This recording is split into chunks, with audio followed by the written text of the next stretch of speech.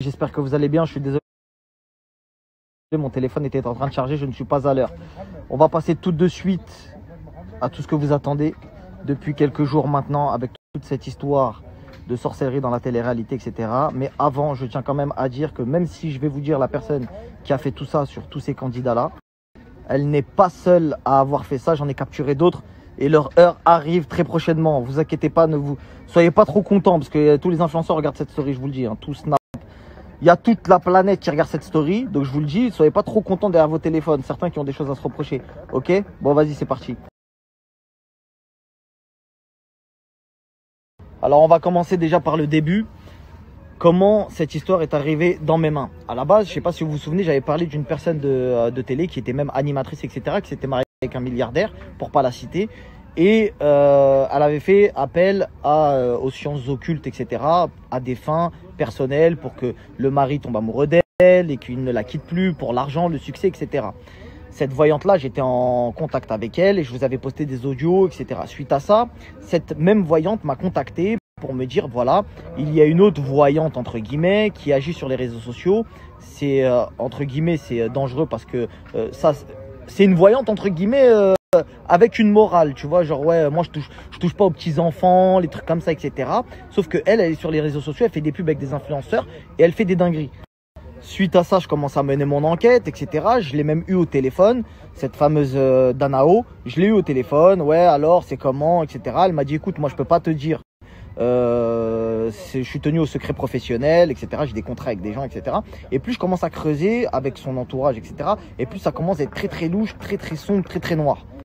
Comme vous le savez, il y en a plein qui ont vu juste, il y en a plein aussi qui se sont trompés, il y a beaucoup de noms qui ont fusé, etc. Il y en a qui ne sont pas trompés tout en ne citant pas la personne que je vais citer maintenant.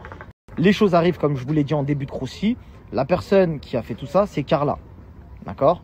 Donc Carla, elle est tombée dans les dérives qu'a pu lui tendre de cette fameuse voyante. Et petit à petit, elle s'est engouffrée dans un truc très très sombre, très très noir. Et ça a touché quasiment la totalité des Marseillais. D'accord? Et quand je parle des Marseillais, je parle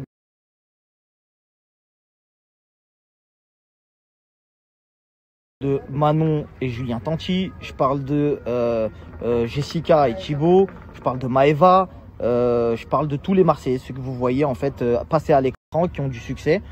Et ben en fait, elle a été omnubilée par tout ça.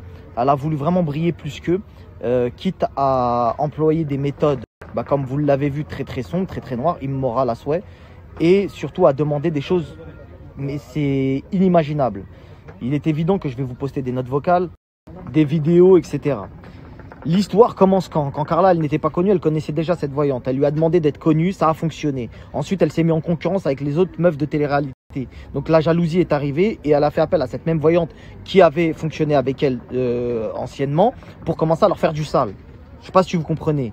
Ensuite, elle a payé des gros sous. Par exemple, c'est 90 000 € pour la poupée vaudou de Maëva. Vous voyez la poupée vaudou?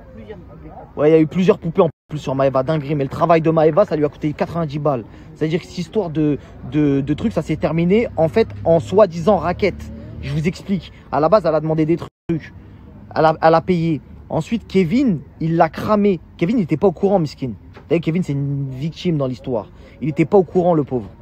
Et il n'est pas prêt. Il est vraiment pas prêt de voir ce qui va sortir. Parce que même lui, le pauvre, c'est chaud. Bon, bref. L'histoire, c'est quoi? C'est qu'en fait, elle a payé. Kevin, il l'a pété quand ils ont fait compte joint. Ils ont voulu faire compte joint à un moment. Et il a dit, ouais, c'est quoi tous ces virements que tu fais à la voyante, l'autre, nanani, nanana. Elle a dit, non, en fait, je me fais racketter. C'est pas vrai, je me fais racketter. Machin, c'est ci, cela. Sauf que c'est pas possible. En fait, quand tu te fais racketter, tu demandes pas un service en retour. Chose que je vais vous prouver ce soir, évidemment. Donc, restez à l'affût. Je vous pose quelques preuves, quelques petites choses, etc. qui vous prouvent un petit peu ce qu'elle fait. Parce qu'il n'y a pas que des candidats. Il y a aussi d'autres personnes. Je vais vous montrer.